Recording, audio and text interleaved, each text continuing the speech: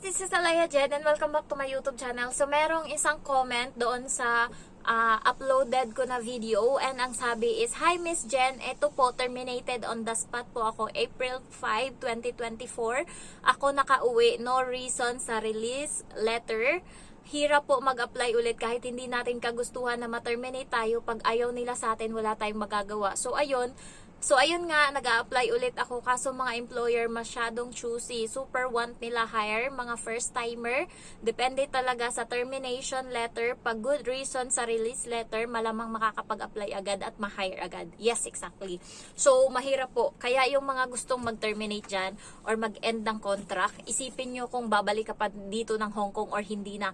Isipin mo kung mag-a-apply ka uli or hindi na. Kasi kapag nakauwi ka ng Pilipinas and mag-a-apply ka agency ng Pilipinas, mahirap ka na makapasok sa Hong Kong.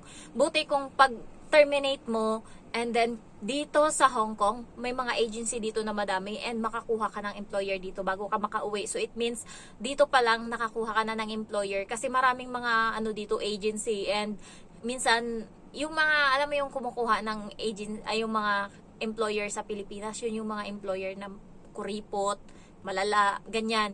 Kaya mga first timer kinukuha nila. Pero yung mga ibang mababait na employer, dito pa lang sa Hong Kong, kumukuha na sila ng mga helper. Hindi na sila pumupunta hindi na sila naghahanap sa Pilipinas. Kung dito pa lang sa Hong Kong is makakakuha na sila ng helper. Kaya yung ibang nagte-terminate is dito mismo sa Hong Kong nag-a-apply. Pagka-terminate nila, may 14 days pa kasi pag na on the spot ka terminate or na-terminate ka ng 1 month, may 14 days ka pa para maghanap ng employer. Kailangan sa 14 days na yon makahanap ka na ng employer and ma-process na yung paper mo bago ka umuwi ng Pilipinas para mabigyan ka ng visa and ma-sure na makakabalik ka ng Hong Kong. Pero kapag na on the spot ka, umuwi ka ng Pilipinas, mahirap ka na makakuha ng employer. Kasi sa Pilipinas, hinahanap nila finish contract or terminate with good reason. Ano yung good reason? Sinasabi ng employer is financially, hindi na sila hindi na sila kayang magpasahod ng employer. Hindi ko lang alam kung anong term nun, pero parang sinasabi financial, basta may financial ganun, na hindi na nila kayang magkaroon ng helper kasi wala na silang pampasahod. Second is kapag namatay yung employer mo. Kapag namatay yung employer mo and mga nasa 1 month ka pa lang or 2 months, basta ganun, basta namatay yung employer mo, automatic finish contract ka. Next is kapag relocation. Yung employer mo is hindi na dito titira sa Hong Kong, pupunta ng China or other na lugar, basta relocation. Ayan yung mga good release. Next is, ano pa ba? Yung mga good release. Alam ko yun lang basta financial and then relocation and then other, yung isa is yung namatay nga. So, automatic ka naman nun, finish contract. So, ayun yung mga good release, yung hindi na nila kailangan ng helper, ganun. Pero the rest, kapag sinabi sa yung hindi ka compatible, ano pa yung mga sinasabi nila, may mga ibang term pa yan sila na hindi mo na-meet yung expectation nila as a helper. So doon hindi talaga malala yun, hindi ka makakakuha ng employer lalo pag sa Pilipinas ka na mag-apply kasi nga medyo hindi sila gusto ng ganun. Pero kasi talagang dapat i-consider din nila bakit may helper ba na ayaw ng trabaho. So, parang kapag gusto ka talaga nilang i-terminate ka. Kaya kayo guys, kapag nagtatrabaho kayo, always smile. Yun talaga. Kasi kahit pag nakikita nilang nag-i-smile ka, parang lumalambot pa unti-unti yung puso nila. Kapag nakikita nilang hindi ka nakasimangot, kapag nakikita nilang masayahin ka, kapag nakikita nilang nag-greet ka. Ako, everyday akong nag-greet. Walang mintes yan. Simula dumating ako dito, kada umaga nag-greet talaga ako. And bilang ko lang sa kamay ko yung mga times na hindi ako nire-replyan ng amo kong babae. Parang 2 or 3 beses lang. So, yun yung time na hindi siya nag-reply sa akin. Pero everyday talaga nag-good morning ako sa amo kong. Minsan sa lalaki hindi kasi minsan nandun siya sa CR or basta kapag aalis sila nagbababay ako. Pag nakikita ko sila, yung amo kong babae kapag aalis, nagbababay ako, pag uwi niya, mag-hi uli ako, titigil ko muna yung trabaho ko or kahit ano, basta kung siya yung nakauna, kapag hindi ko napansin na nandyan siya, and then siya yung nakauna, babatiin niya ako agad, hi Jen, o kung ako naman is, hi ma'am, ganoon agad ako, so hello Jen, parang naging routine na namin yun dito na nagbabatian kami, kasi ang hirap naman no, na kayo-kayo lang dito sa bahay, tapos parang pag dumating parang wala ka lang nakita, halimbawa, umalis siya and then bumalik tas wala kang nakita, hindi ganun. Minsan kapag yung sobrang yung amo ko, marami siyang dalain siya kasi nagma-market, parang siyang kargador, naawa na nga ako sa kanya. Ayaw niya naman ako pag-marketin kasi nga pinipili niya yung mga quality ng bibili niya. Hindi yan siya bumibili ng parang feeling niya madumi, feeling niya mga mura, hindi siya bumibili. Gusto niya yung mga organic chuchu. So siya talaga na yung namimili para makita niya kung ano yung para walang sisihan ba, kasi ayaw niyang ipakain sa bata and sa amo kong lalaki yung mga hindi quality ng pagkain. So ayun, siya yung namamalengke, kada pag uwi niya minsan hindi niya na kayang anuhan yan kasi bubukas pa siya ng pinto and nagdo-doorbell siya minsan, ayun, tapos kinukuha ko yung mga dala niya kasi mabigat nga minsan.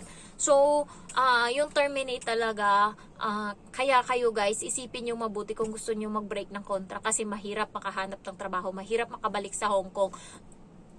Una, pag nandito ka gusto mo mag-break ng contract, kapag nasa Pinas ka, 1 month pa lang gusto mo na bumalik dito sa Hong Kong, sabihin yung hindi, totoo yan. Magsisisi kayo kung bakit kayo nag-break ng contract. Kasi, alam nyo guys, yung ibang mga foreigners, sinasabi sa amin, or sinasabi dito sa atin, napakaswerte tayo. Kasi yung Hong Kong is top 2 na alam mo yung pinakamagandang city sa buong mundo. Parang, kasi ang una is New York. Tapos pangalawa tong Hong Kong, Dubai. Parang nag-aagawan yung Hong Kong tsaka Dubai. Pero when it comes to, alam mo yun, yung pagandahan ng view, yung Hong Kong maraming i-offer, building, yung, alam mo yung mga, nandyan sila, may mga beach, may mga kung ano-ano, mountain. So maraming i-offer yung Hong Kong, kaya gusto ng mga tao na magpunta dito. Kaya sabi nga nila, swerte daw tayo kasi napupuntahan or nalilibot natin daw yung Hong Kong ng libre. Ayun, yun lang yung sabi nila. So, ang is, kapag nandito na kayo, try your best naman na, halimbawa, magtrabaho muna kasi ang daming gustong bumalik dito sa Hong Kong, ang daming gustong mag-a-apply and hindi sila nabibigyan ng chance kasi nga, ang hirap makapasok na Hong Kong. Ikaw na nandito ka na, gawin mo na yung best mo, ibigay mo na yung best shot mo.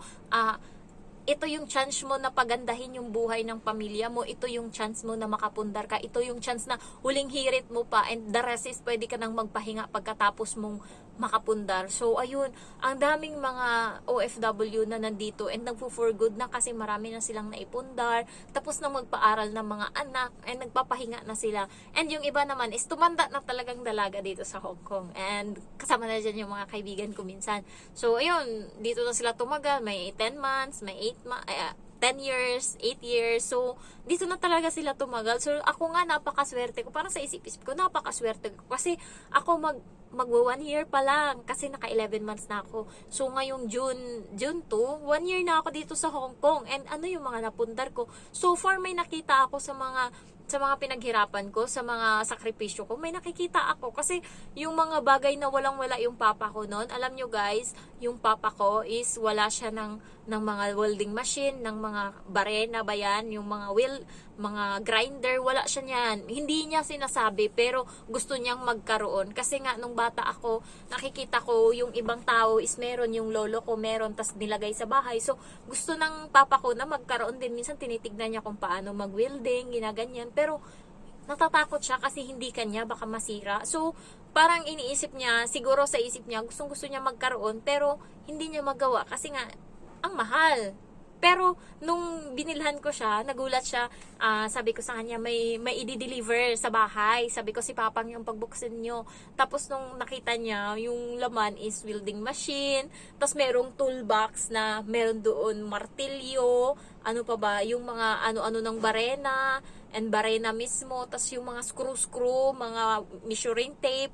Alam mo yun, lahat-lahat yun. And then, may welding machine, 2 box. So, tungtuwa yung papa ko. Sabi niya, thank you so much daw. Kasi, alam mo, Alam mo ba, nung nagpagawa ko ng bahay, hinanap ng nagtatrabaho ngayon or nagagawa ng bahay, yung mga gamit na yon, and tinago ng papa ko kasi hindi niya pinapakita. Kasi parang treasure niya, parang iniisip niya, ngayon lang siya nagkaroon nun. So, parang tinago niya. Sabi ko, ipahiram niya kung hinanap kasi nga kailanganin sa bahay. So, ayun, binigay niya ata kasi kailangan yun.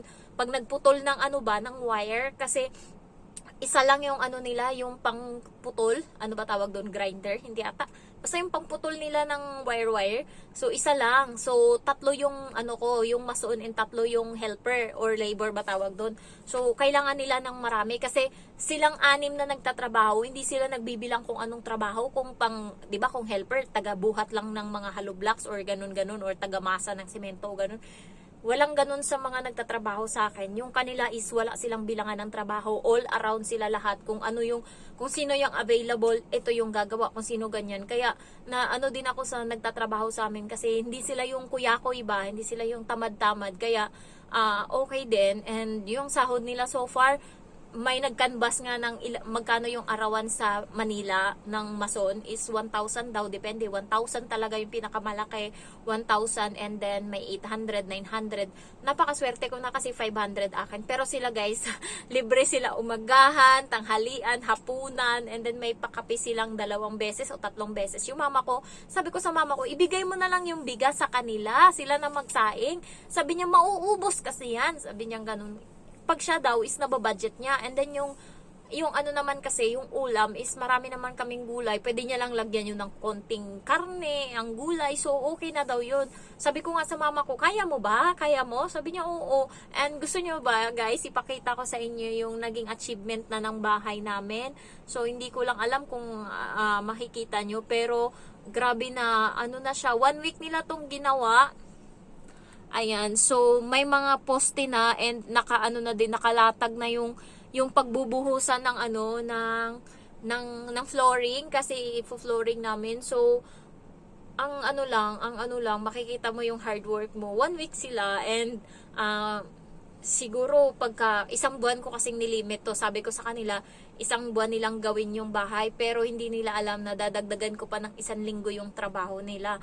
So bali 1 month in 1 week nilang gagawin, and yung budget ko para dyan, aside sa mga materialis na nabili ko na, is nasa 180,000. So far, thanks God nga malaking tulong din tong YouTube kasi 10,000 is galing sa YouTube ko, and then yung iba is inutang ko sa kapatid ko. Sabi ko sa kanya, pautangan mo muna ako. So utang ako ng 15,000, and sumahod ako, and sakto na malaki yung palitan noon bago bumulusok ngayon pababa yung palitan ng Hong Kong dollar to piso.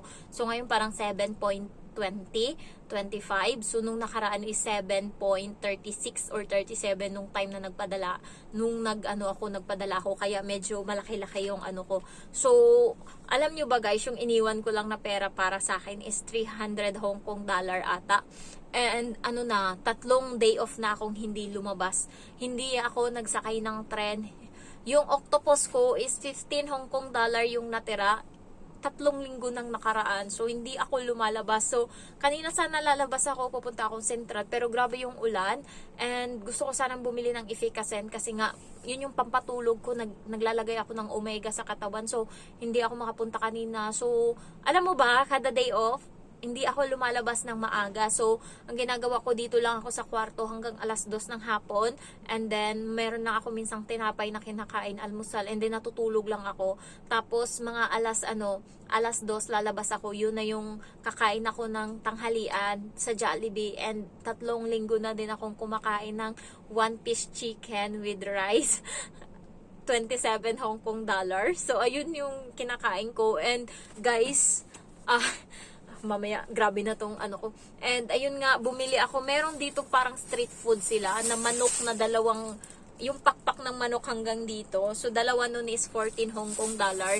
And kahapon, dito kami kumain. So nakakupit ako ng kanin. So nandito. So ayun na yung hapunan ko. So diskarte lang ako ng malupit para makatipid ako sa kasi 300 lang yung iniwan ko na Hong Kong dollar. And then bumili pa ako ng load. Sa load ako na nagastusan kasi yung sa iPhone ko na load is 100 2 months, and then dito sa isa kong phone, ito is 101 months. So dalawa sila, and minsan nadidisgrasya pa yung load ko kasi nga tinatawag ko pa sa mama ko pag may emergency itong load ko na regular, kaya minsan nakakapag-load uli ako. So ayun lang guys, so far mahirap talaga ma-terminate, kaya kailangan pagbutihan nyo yung ginagawa nyo. Yung trabaho dapat love nyo, and huwag kayong upo ng upo kapag bago pa lang kayo. Ipakita nyo muna sa amo nyo na okay kayo, and tansyahin nyo kung hanggang saan kayo okay, hanggang saan na okay kayo. Kasi nung bago ako, trabaho ako ng trabaho, pero ngayon hindi na ganun. Minsan nakakaupo na ako. Depende pagka natimpla mo na yung ugali ng amo mo, kapag alam mo na okay lang sa kanya. And sa amo ko ngang, sa matanda nga doon, bawal mag cellphone, pero dito sa amo ko wala namang bawal, basta as long as kapag nandyan sila is magtrabaho ka, or kapag nandyan yung bata, alagaan mo, wag puro cellphone. Alam naman ng amo ko na kapag nagsi-cellphone lang ako kapag wala sila or ganyan, wala akong ginagawa, and yung bata is wala. So ayun lang guys, thank you for watching, and I love you all, bye bye.